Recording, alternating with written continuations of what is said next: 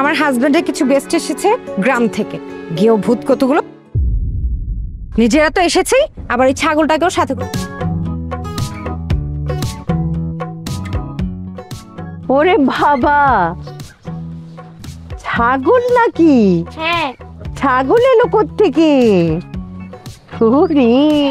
তুলি, তোমাকে আমি ডাকছি, এখানে কি করছো তুমি? হ্যাঁ, তোমাকে না নিষেধ করেছি ছাগলের কাছে আসবে না? চলো বাসায় চলো এক্ষুনি। যত সব এই আনকালচার লোকগুলোর সাথে থাকতে থাকতে তুমি একটা আনকালচার হচ্ছ। মা, এভাবে কথা বলতে হয় না। তোমার মেয়ে তো শহরে থাকে, ও তো কখনো ছাগল দেখেনি, তাই একটু খেলা করছিল, ছাগলের সঙ্গে আদর করছিল। আর বলবেন না আন্টি, আমার হাজবেন্ডের কিছু গেস্ট এসেছে গ্রাম থেকে, গিয়েও ভূত কতগুলো, নিজেরা তো এসেছেই, আবার এই ছাগলটাকেও সাথে করে বেঁধে নিয়ে এসেছে। মা, এই গেও ভূত টুত এসব কোনো মানুষকেই বলবে না। আমরা সবাই গ্রাম থেকে উঠে এসেছি। গ্রামের গেও ভূতরা চাষাবাদ করে বলেই কিন্তু আমরা ভাত খেতে পাই, সুস্থ থাকতে পারছি। একটাবার ভাবো তো মা, তারা যদি হাত গুটিয়ে এই শহরে এসে বসে থাকতো, তাহলে আমরা খাবারটা কোথায় পেতাম?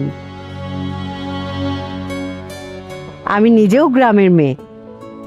আমার ছেলে মেয়েদেরকে থাকতে বলেছিলাম চল দল বলে গ্রামে গিয়ে চাষাবাদ করে সবাই খুব সুখে শান্তিতে থাকি, কিন্তু আমার ছেলে মেয়ে শুনলই না।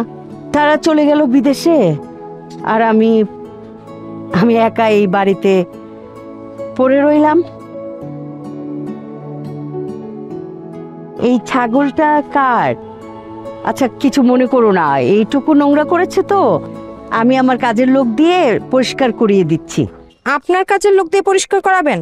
আপনার কাজের লোক তো একদিন আসলে 10 দিন মিস দেয়। কি করে রাখেন আপনি এমন কাজের লোক বলেন তো? আমার ঘরে যদি এই মহিলা কাজ করতো, আমি তো কবে ঘাট ধরে বের করে দিতাম, বেতন তো দিতামই না। এই মা চলো।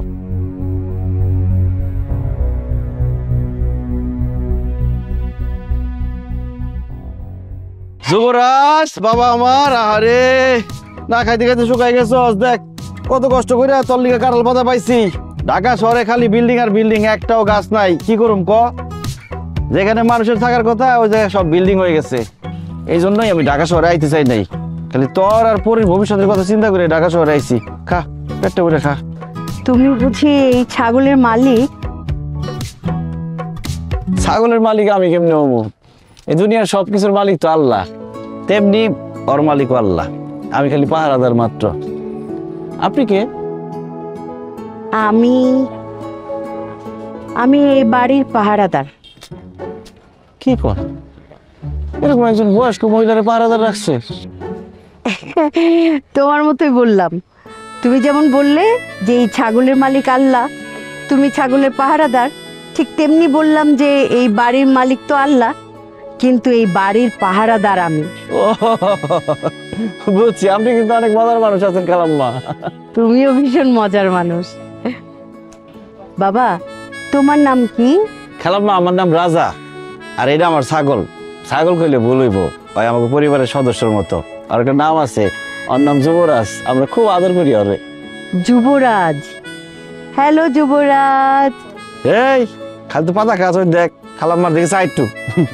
রাজা, তোমাকে আমার খুব পছন্দ হয়েছে। তুমি ওপরে বেড়াতে এসো কেমন? আচ্ছা খালাম্মা। বাই যুবরাজ। জি, আসসালামু আলাইকুম। ওয়ালাইকুম আসসালাম। দেখছস ঢাকা শহরে ভালো মানুষ আছে, কি সুন্দর করে কথা কয়। তারে আদর করছে, বোঝা না কিছু, খালি পাতা খাও।